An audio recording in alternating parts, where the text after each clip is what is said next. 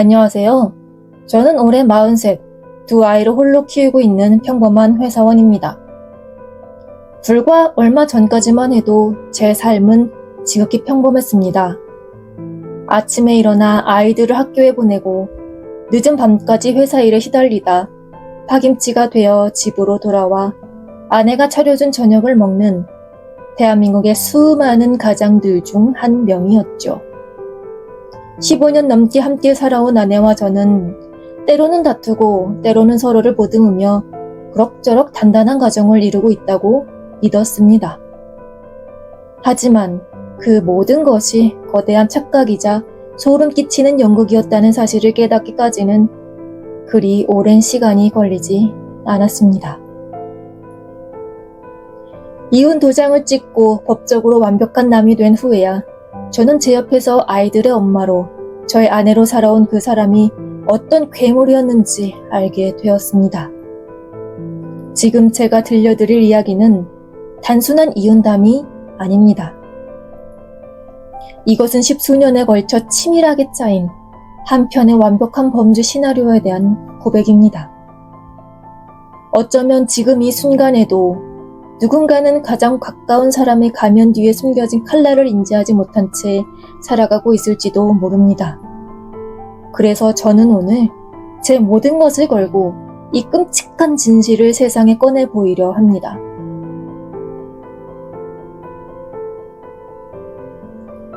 제 일상은 아이들의 등교 준비로 시작됩니다. 이제는 익숙해질 법도 한데 매일 아침은 여전히 전쟁터 같습니다. 서툰 솜씨로 계란말이를 부치고 어젯밤 끓여놓은 된장찌개를 데우며 아이들을 깨웁니다. 허둥지둥 아이들을 챙겨 학교에 보내고 텅 빈 집에 혼자 남게 되는 그 순간 저는 이유를 알 수 없는 깊은 한숨을 내쉬곤 합니다. 집안을 둘러보면 곳곳에 아내의 흔적이 남아 있습니다. 그녀가 고른 소파, 그녀가 아끼던 찻잔, 우리가 함께 웃으며 찍었던 가족 사진까지 그 모든 것들이 이제는 저를 비웃는 것만 같습니다. 저 행복해 보이는 사진 속에서 환하게 웃고 있는 저 남자는 자신의 등 뒤에서 어떤 일이 벌어지고 있었는지 전혀 상상조차 하지 못했던 바보였으니까요.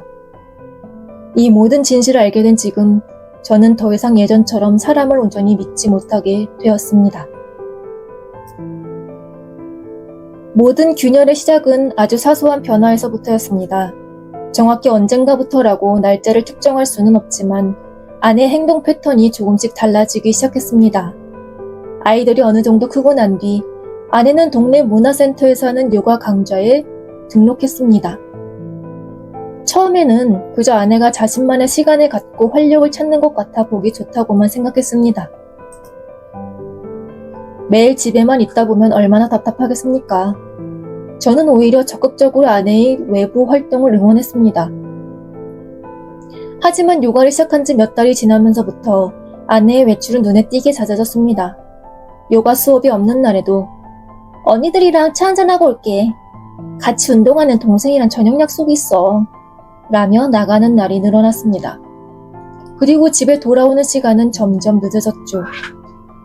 처음에는 그저 사람 만나는 걸 좋아하나 내가 새로운 친구들이 생겨 신이 났구나 하고 대수롭지 않게 여겼습니다. 제가 야근과 회식으로 집에 늦는 날이 많았기에 아내의 늦은 귀가를 타박할 자격이 없다고 생각하기도 했습니다.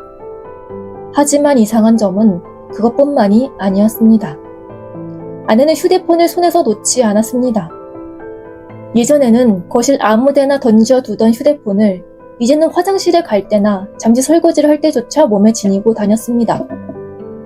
누군가에게서 메시지가 오면 제 시선을 피해 몸을 돌려 황급히 확인하고는 재빨리 화면을 끄는 모습이 몇 번이나 제 눈에 포착되었습니다. 제가 누구야? 하고 물으면 아내는 아무렇지 않다는 듯 요가 강사님이 단체 공지 보낸 거 혹은 그냥 스팸 문자야 라며 둘러댔지만 그 짧은 순간 스치듯 보였던 아내의 굳은 표정은 제 마음속에 작은 의심의 씨앗을 심기에 충분했습니다. 지금 돌이켜보면 그때 아내는 저를 상대로 일종의 예행 연습을 하고 있었던 것 같습니다. 자신의 거짓말이 얼마나 잘 통하는지 제가 얼마나 둔감하고 무딘 남편인지를 시험하고 있었던 것이죠. 그리고 안타깝게도 저는 그 모든 시험을 완벽하게 통과시켜준 멍청한 남편이었습니다. 그 미세한 균열의 신호를 알아차리지 못한 대가는 너무나도 참혹했습니다. 저는 제 삶 전체를 송두리째 부정당해야만 했습니다. 본격적으로 우리 관계가 파국으로 치닫기 시작한 것은 제가 아내의 외도를 확신하게 되면서부터입니다. 그날은 제 생일이었습니다. 저는 오랜만에 칼퇴근을 하고 아내가 좋아하던 케이크와 작은 목걸이 선물을 사들고 집으로 향했습니다. 현관문을 열었을 때 집 안은 불이 꺼진 채였습니다. 아이들은 학원에 갈 시간이었지만 아내는 당연히 집에 있을 줄 알았죠.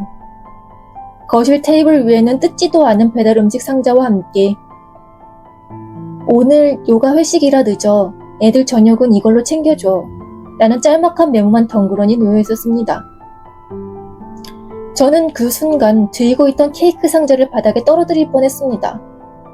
남편의 생일조차 잊어버리고 회식에 간 아내에게 서운한 마음이 눈사태처럼 밀려왔습니다. 그날 밤 저는 뜬 눈으로 아내를 기다렸습니다.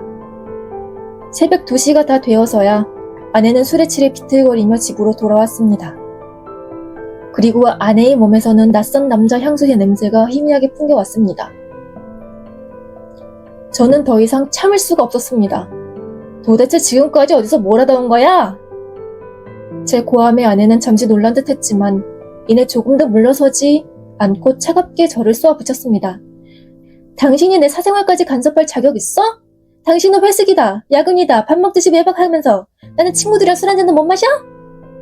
그날 이후 우리의 대화는 완전히 사라졌습니다. 집은 얼음장처럼 차가워졌고 저는 아내의 뒤를 밟기 시작했습니다. 며칠 뒤 월차를 내고 요가센터 앞에서 아내를 기다렸습니다. 수업이 끝난 뒤 아내는 주차장으로 향했고 곧이어 고급 외제차 한 대가 아내 앞에 멈춰섰습니다. 운전석에서 내린 남자는 다부진 체격에 누가 봐도 운동을 전문적으로 하는 사람처럼 보이는 젊은 남자였습니다. 아내는 너무나 자연스럽게 조수석에 올라탔고 두 사람은 웃으며 어디론가 사라졌습니다. 저는 망연자실한 채 그 자리에 한참을 서 있었습니다. 머릿속이 하얘지고 온몸에 피가 차갑게 식는 것 같았습니다. 그 남자가 바로 아내가 그토록 열성적으로 참여했던 요가센터의 강사이자 훗날 이혼 서류에 외도 상대로 이름을 올리게 된 헬스 트레이너였습니다. 하지만 그때의 저는 몰랐습니다. 그 남자 역시 아내의 거대한 사기극에 동원된 또 다른 배우에 불과했다는 사실을 말입니다. 그날 이후 저는 변호사를 찾아가 이혼 소송을 준비하기 시작했습니다. 제 머릿속은 오직 아내에 대한 배신감과 분노로 가득 차 있었습니다. 15년의 결혼 생활, 함께 낳아 기른 아이들, 그 모든 것을 내팽개치고 젊은 남자와 바람이 난 아내를 도저히 용서할 수 없었습니다. 저는 아내가 유책 배우자임을 입증하고 최대한 저에게 유리한 조건으로 이혼을 진행하고 싶었습니다. 변호사는 외도 증거를 확실하게 수집하는 것이 중요하다고 조언했습니다. 며칠간의 전복 끝에 저는 아내와 그 헬스 트레이너가 시내의 한 호텔로 들어가는 장면을 카메라에 담는 데 성공했습니다. 사진을 확인하는 순간 손이 부들부들 떨리고 심장이 터질 것 같았지만 한편으로는 이제 이 지긋지긋한 관계를 끝낼 수 있다는 안도감이 들기도 했습니다. 저는 그 사진들을 증거로 아내에게 이혼을 요구했습니다. 모든 것을 예상하고 있었다는 듯 아내의 반응은 놀라울 정도로 담담했습니다. 그녀는 눈물 한 방울 흘리지 않고 오히려 기다렸다는 듯이 말했습니다. 그래, 이혼하자. 나도 더 이상 당신이랑은 살고 싶지 않았어. 그리고 이어진 재산 분할 협의 과정에서 아내는 제 예상을 완전히 빗나가는 제안을 했습니다. 저는 당연히 아내가 법정 최고 한도에 가까운 재산 분할을 요구하며 저를 괴롭힐 것이라 생각했습니다. 하지만 아내는 변호사가 제시한 최소한의 법적 분할금과 위자료만을 요구했습니다. 마치 돈에는 아무런 미련이 없다는 듯한 태도였습니다.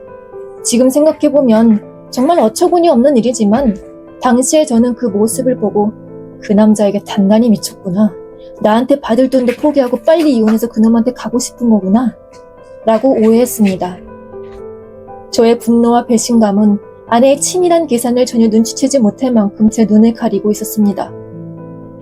결국 우리는 큰 다툼 없이 생각보다 훨씬 빠르고 간단하게 모든 이혼 절차를 마무리할 수 있었습니다. 저는 제가 승리했다고 착각했습니다. 파렴치한 아내를 제 인생에서 완벽하게 잘라냈다고 믿었습니다. 그것이 사실은 모든 것을 잃는 패배의 시작이었다는 사실을 까맣게 모른 채 말입니다.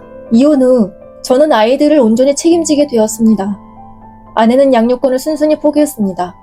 가끔 주말에 아이들을 만나는 면접 교섭권만을 주장했죠. 아이들에게는 엄마와 아빠가 잠시 떨어져 지내기로 했다고. 하지만 두 사람 모두 너희를 아주 많이 사랑하는 마음은 변함없다고 설명해야만 했습니다. 아이들은 생각보다 덤덤하게 현실을 받아들이는 듯 했지만 저는 매일 밤 아이들이 잠든 것을 확인하고 나서야 조용히 눈물을 삼켜야 했습니다. 제 삶은 완전히 다른 궤도에 올라섰습니다. 회사 일과 살림, 그리고 육아를 병행하는 것은 상상 이상으로 고된 일이었습니다. 하지만 한편으로는 폭풍 같았던 결혼 생활의 마지막을 끝내고 얻은 평화에 안도하기도 했습니다. 더 이상 아내의 눈치를 보지 않아도 됐고 그녀의 외도를 의심하며 밤잠을 설치지 않아도 됐습니다. 비록 몸은 힘들었지만 정신적으로는 오히려 더 편안하다고 느끼기까지 했습니다. 저는 아이들과 함께하는 새로운 삶에 적응하기 위해 부단히 노력했습니다. 주말이면 아이들이 좋아하는 캠핑을 가고 서툰 솜씨로나마 아이들이 먹고 싶다는 음식을 만들어주며 아내의 빈자리를 채우려 했었습니다. 그렇게 몇 달의 시간이 흘렀습니다. 제 삶은 조금씩 안정을 되찾아가는 듯 보였습니다. 상처가 완전히 아문 것은 아니었지만 더 이상 과거에 얽매여 스스로를 괴롭히지 않기로 다짐했습니다. 그러던 어느 날 오후 저는 한 통의 발신자 표시 제한 전화를 받았습니다. 평소 같았으면 받지 않았을 전화였지만 그날따라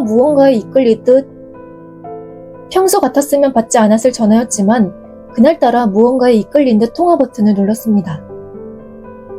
수화기 너머에서는 잔뜩 변조된 남자인지 여자인지 구분하기 힘든 기계음 섞인 목소리가 흘러나왔습니다. 그 목소리는 제게 단 한 문장을 말하고는 그대로 전화를 끊어버렸습니다. 당신 아내가 가입한 생명보험 지금 당장 확인해봐. 수익자가 누구 되어 있는지. 그 말을 듣는 순간 제 등 뒤로 식은땀이 폭포수처럼 흘러내렸습니다. 저는 그 익명의 전화를 받은 직후 마치 홀린 사람처럼 집안의 모든 서류를 뒤지기 시작했습니다. 한참을 샅샅이 뒤진 끝에 저는 장롱 깊숙한 곳에 보관되어 있던 낡은 서류 가방 하나를 찾아냈습니다. 그 안에는 제가 까맣게 잊고 지냈던 각종 계약서와 증명서들이 들어있었습니다. 그리고 그 중에는 제 이름으로 가입된 여러 건의 생명보험 증권들이 먼지를 뒤집어 쓴 채 잠들어 있었습니다. 결혼 생활 중에 아내가 혹시 모를 일을 대비해야 해 라며 가입을 권유했던 보험들이었습니다.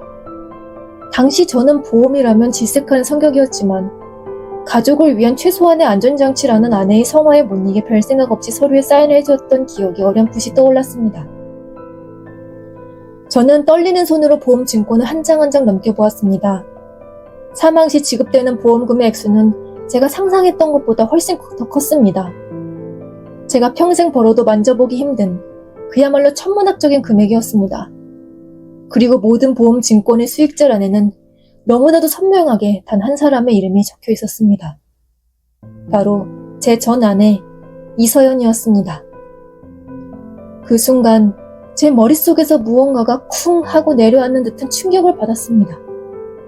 익명의 전화, 거액의 생명보험, 그리고 모든 수익자로 지정된 아내.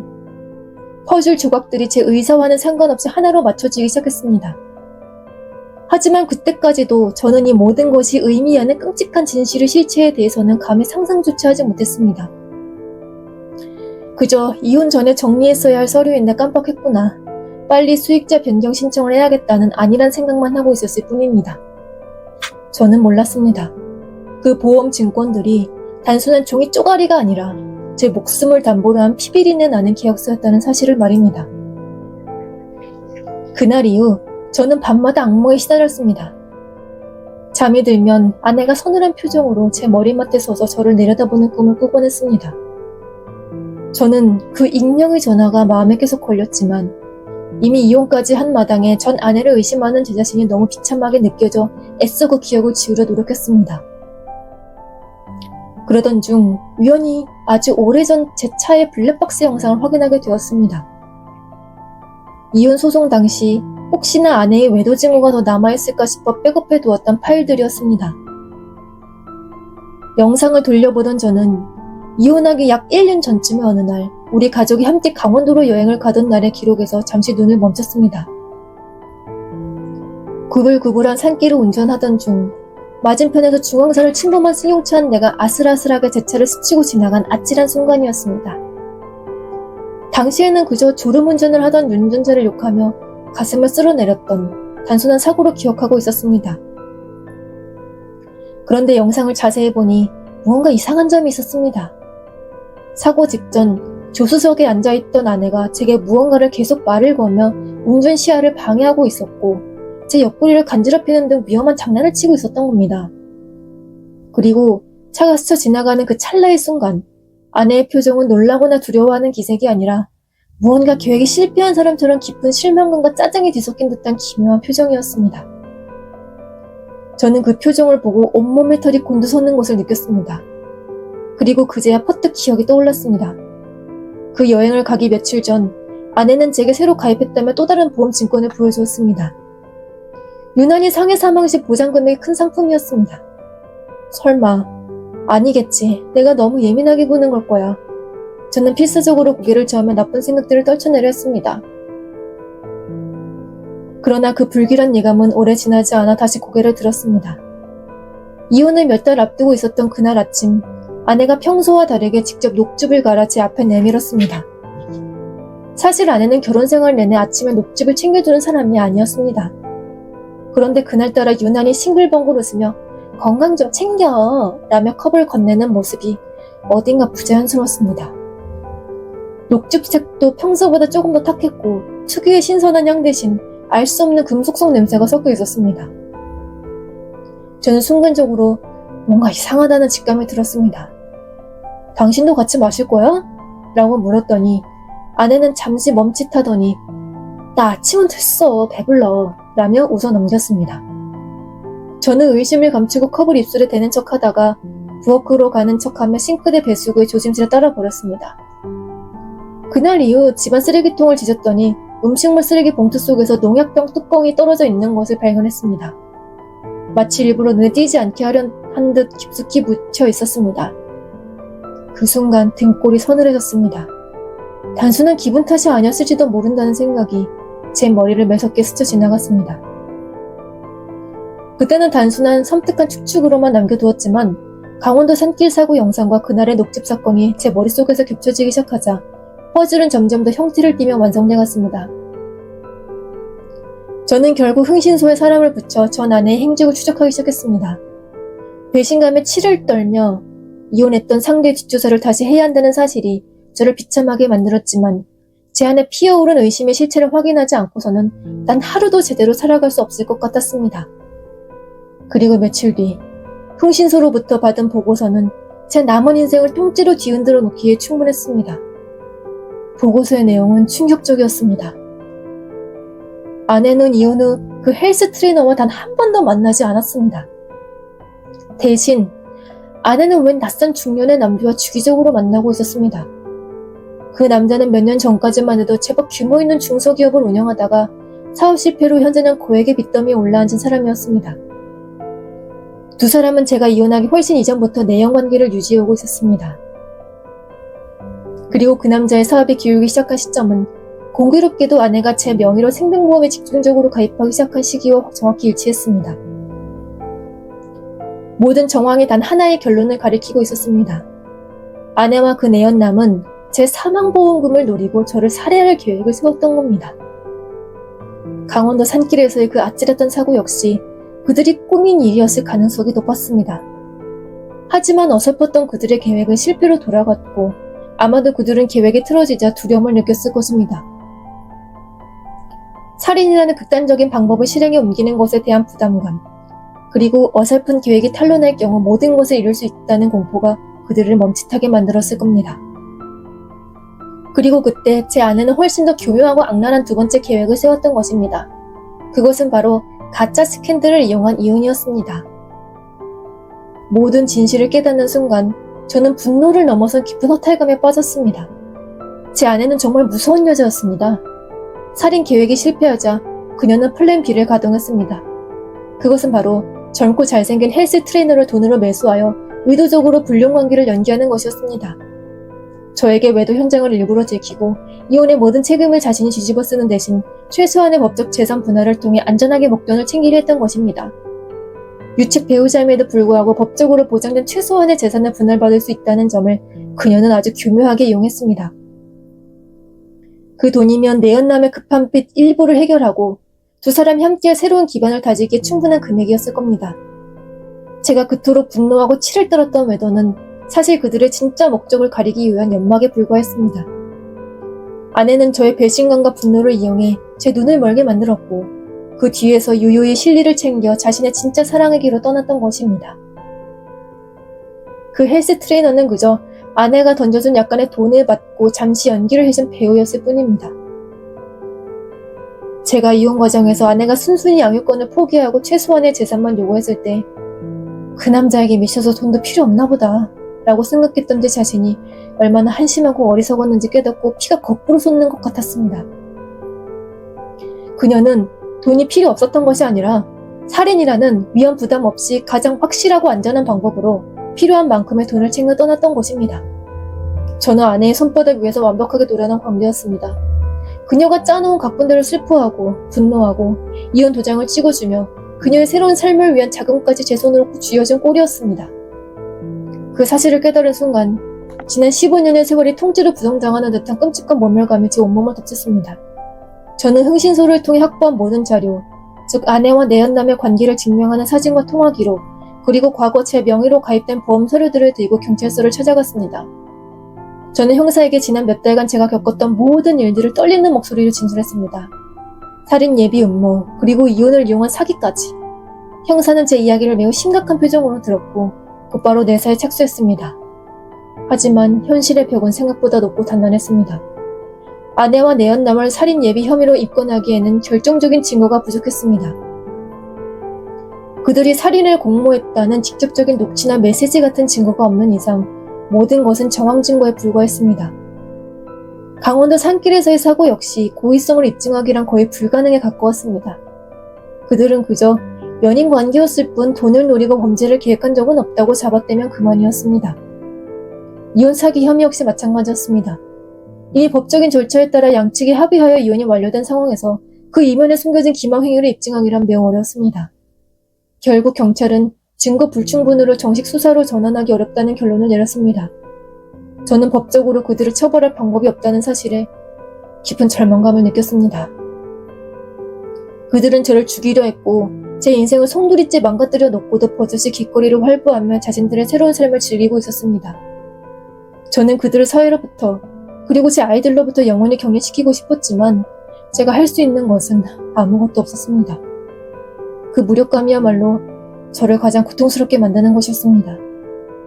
저는 매일 밤 그 두 사람이 웃고 있는 모습을 상상하며 분노에 잠을 이루지 못했습니다. 그리고 다짐했습니다. 법이 그들을 심판하지 못한다면 내가 할 수 있는 가장 최선의 방법으로 복수하겠다고. 그것은 바로 내 아이들과 내 남은 인생을 누구보다 행복하고 단단하게 지켜내는 것이라고 말입니다.